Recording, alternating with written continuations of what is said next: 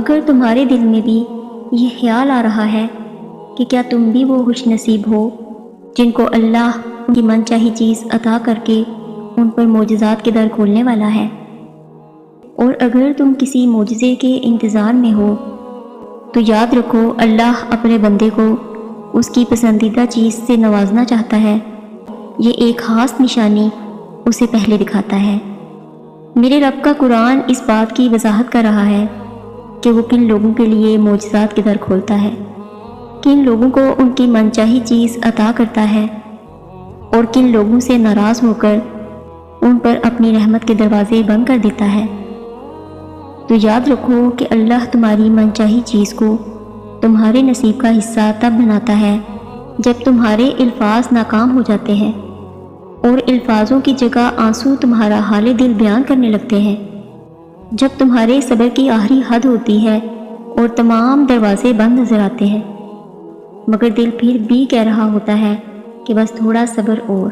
یہ دروازے جو تجھے بند نظر آ رہے ہیں، ایک دن تیرا رب ایک نہیں بلکہ ہزاروں دروازے کھول دے گا۔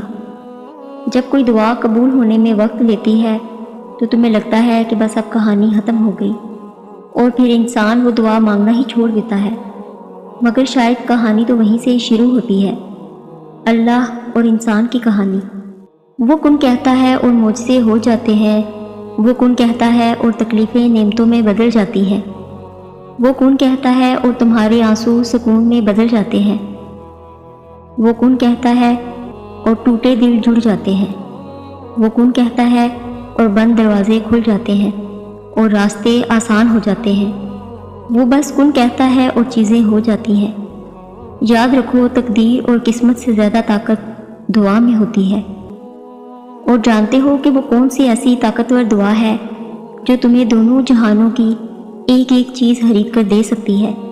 وہ ہے اللہ سے ہدایت کی دعا۔ اس دعا میں اتنی طاقت ہے کہ اللہ کہتا ہے کہ جب میرا بندہ میرے پاس ہدایت کی دعا لے کر آتا ہے تو مجھے اس پر اس قدر پیار آتا ہے کہ میں اس کی پسندیدہ دعا پر کن فرما دیتا ہوں اور اس کی دنیا اور آخرت دونوں سنوار کر رکھ دیتا ہوں۔ اگر تم اللہ سے اپنی من چاہی چیز پانا چاہتے ہو تو یاد رکھو کہ جب بندہ مومن اپنے رب کے ساتھ مخلصانہ تعلق رکھتا ہے اور اس میں کوئی منافقت نہیں رکھتا، کوئی فریب نہیں، تو اللہ کا تعلق بھی اس کے ساتھ ویسا ہی ہوتا ہے۔ اللہ فرماتا ہے کہ میرا بندہ میرے بارے میں جو کچھ گمان کرتا ہے میں وہی سلوک اس کے ساتھ کرتا ہوں۔ اور اگر تم اللہ سے معجزات کے در کھلوانا چاہتے ہو تو اللہ سے بڑے بڑے گمان رکھو۔ یاد رکھو وہ نصیب کا ہر لفظ بدل سکتا ہے اور زندگی کا ہر پہلو تمہاری چاہت کے مطابق بنا سکتا ہے۔ رب ہی ہے جو مانگنے پر خوش اور نہ مانگنے پر خفا ہو جاتا ہے۔ اور اگر تم یہ سوچ رہے ہو کہ اللہ تمہاری پسندیدہ چیز تمہارے نصیب کا حصہ کب بناتا ہے اور اپنا کن کب فرماتا ہے، تو یاد رکھو کہ جب تم اللہ سے مخلص دل سے مانگتے ہو اور اپنی ذات سے کسی کی حق تلفی نہیں کرتے تو اللہ بھی تمہارے ساتھ بھلائی کا معاملہ کرتا ہے۔ تمہارا دل صاف ہوتا ہے تو اللہ خود بڑھ کر تمہارا ساتھ دیتا ہے اور تمہارے کام میں آسانی پیدا کر دیتا ہے۔ ایک حدیث میں آتا ہے کہ نبی کریم صلی اللہ علیہ وآلہ وسلم نے فرمایا کہ جو لوگ دوسروں پر رحم کرتے ہیں تمہارا رب ان پر رحم فرماتا ہے۔ تم رحم کرو ان پر جو زمین میں ہیں، خدا تم پر رحم فرمائے گا۔ اور اگر آج کوئی چیز تمہیں بے شمار دعاؤں اور ذکر و اذکار کے باوجود بھی حاصل نہیں ہو رہی تو سنو، اللہ تم سے فرماتا ہے کہ اے میرے بندے، اگر تو میری رضا پر راضی ہو جائے کہ اے اللہ جو تو مجھے دینا چاہتا ہے میں اسی پر راضی ہوں، تو وہ فرماتا ہے کہ میں تجھے وہ بھی دوں گا جو تو اپنے لیے چاہتا ہے۔ اللہ قرآن میں قسم کھا کر کہتا ہے کہ جس نے مجھے راضی کر لیا میں یقیناً اسے ہر پریشانی سے نجات اور پرسکون زندگی عطا کروں گا۔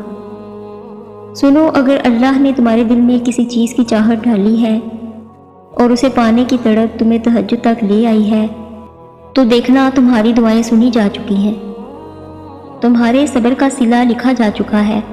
اب تمہیں تمہارے یقین کے معجزے دکھائے جائیں گے تاکہ تم جان سکو کہ मुखलिस दिल एहतताम में हमेशा जीत जाता है और तकदीरें अल्लाह के एक इशारे पर बदल जाया करती हैं, क्योंकि अल्लाह की मोहब्बत इतनी खास होती है कि अगर इंसान जाए नमाज पर सिर्फ सर झुकाकर बैठा रहे, कुछ ना भी बोले, तब भी वो रब कुछ लम्हों बाद ऐसा सुकून बंदे के दिल में उतार देता है कि लगता है जैसे उस रब ने परेशान दिल को ये समझा दिया हो कि ऐ मेरे बंदे, ना उम्मीद ना हो, मैं हूँ ना, सब ठीक कर दूँगा।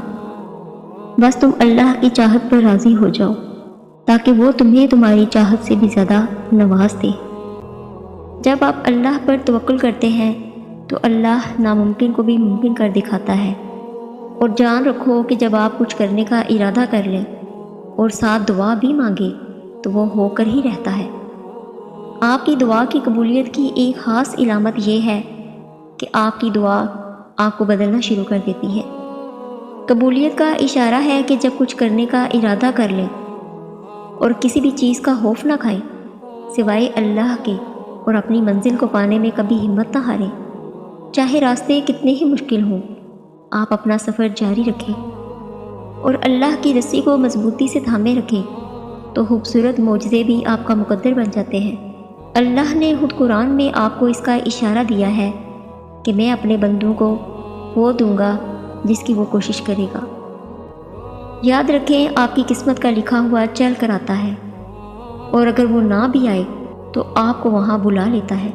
जहाँ से आप सोचना ख़त्म कर देते हैं, वहीं से अल्लाह की तदबीरें काम करना शुरू कर देती हैं, और जो चीज़ आपके वहमो गुमान में भी नहीं होती, वही आपकी किस्मत में लिखी होती है।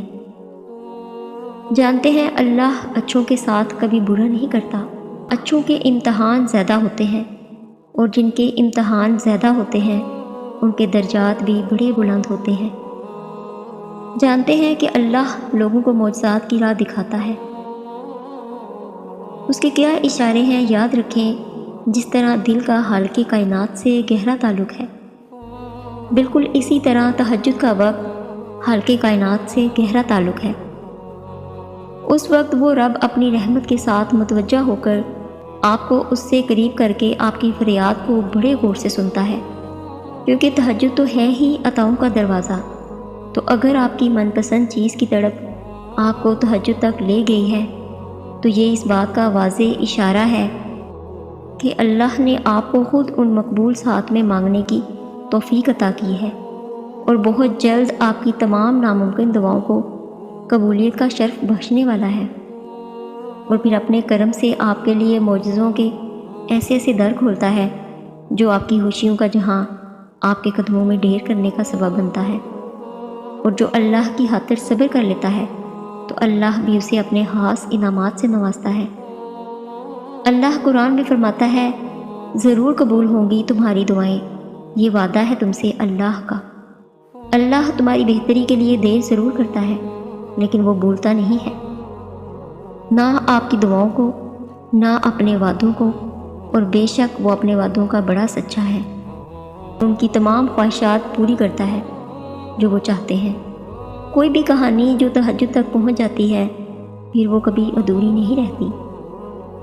तहज्जुद में बहने वाला खार आंसू अल्लाह से कुन के हलवाने की सिफारिश करता है, और तहज्जुद की नमाज ही मौजज़ों का ज़रिया है। और ये जान रखें कि जो आपके नसीब में बेहतर है, वो आपको आपकी तहज्जुद की दुआओं की वजह से बहुत जल्द हासिल हो जाएगा। जिसका आपको इंतज़ार है, जिसके लिए आप रोते हैं, जिसके लिए आप रातों को उठ उठ कर दुआएं मांगते हैं। और ये याद रखें, आप दुआ तक खुद नहीं पहुंचते, बल्कि आपको दुआ तक लाया जाता है, और आपके हाथों का दुआ में उठना ही इस बात की निशानी है कि अल्लाह आपको नवाजना चाहता है। जो अपने आप को अल्लाह के सुपुर्द करके अल्लाह के हो जाते हैं, तो अल्लाह उन्हें अपने सिवा सबसे बेनियाज कर देता है। फिर वो किसी के मोहताज नहीं रहते, वो बस अल्लाह के दर के गुलाम हो जाते हैं। वो सब्र करना सीख लेते हैं, अल्लाह की रज़ा में राज़ी रहते हैं, और अल्लाह की मदद उनके लिए वहाँ से आती है जहाँ से किसी के गुमान में भी नहीं होता। फिर उनके लिए अल्लाह रास्ता खुद बनाता है। और ये बात जान रखें کہ صبر انسان کو تب آتا ہے جب وہ اللہ پر بے پناہ یقین رکھتا ہے۔ اور سوچو، جس شخص نے اللہ کے ہر فیصلے پر سر جھکانا سیکھ لیا اور صبر کر لیا، اسے پھر دنیا کی کون سی چیز توڑ سکتی ہے؟ اسی لیے ہمیں اپنی زندگی اسی رب کے حوالے کر دینی چاہیے جس کا پہلے ہی ہماری سانسوں اور لمحوں پر اختیار ہے۔ تب ہی ہم دنیا اور آخرت میں ایک پرسکون زندگی گزارنے کے قابل ہو سکیں گے۔